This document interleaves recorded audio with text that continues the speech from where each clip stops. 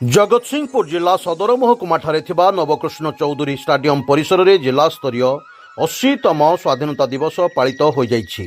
मुख्य अतिथि भावे केन्द्रांचल राजस्व आयुक्त सुधांशु मोहन सामल जातीय पताका उत्तोलन करने सहित सम्मिलित प्यारेड रे अभिवादन ग्रहण करथिले। ब्रिटिश मानक विरुद्ध रे संग्राम करी जे महापुरुष माने आमको स्वाधीनता देइछंती सेही महापुरुष माननकु मने पकाई स्तुतिचारण करथिले। जगतसिंहपुर जिला एक ऐतिहासिक और सांस्कृतिक संपन्न जिला। एही जिलार स्वाधीनता संग्रामी मानकर बलिदान अतुलनीय। सेमानंकर पथ अनुसरण करी समस्ते एक मन होई कार्य करिले जगतसिंहपुर जिला राज्य तथा देश में 1 नंबर जिले में परिणत हो पारिबो बोली मुख्य अतिथि वक्तव्य रे कहिथिले।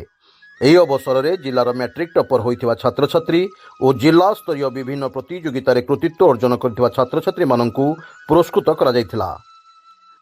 पवित्र स्वाधीनता दिवस अवसर में मु ओडिशार समस्त जनसाधारण को मोर हार्दिक शुभेच्छा अभिनंदन जनइबी। देश आमर स्वाधीन 80तम जयंती आज पालन करुच्ची।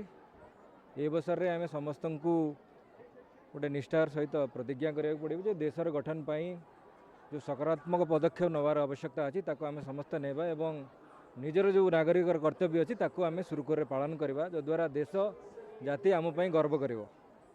जगतसिंहपुर जिला प्रतिनिधि संग्राम पट्टनायक रिपोर्ट स्वतंत्र ओडिशा लाइव।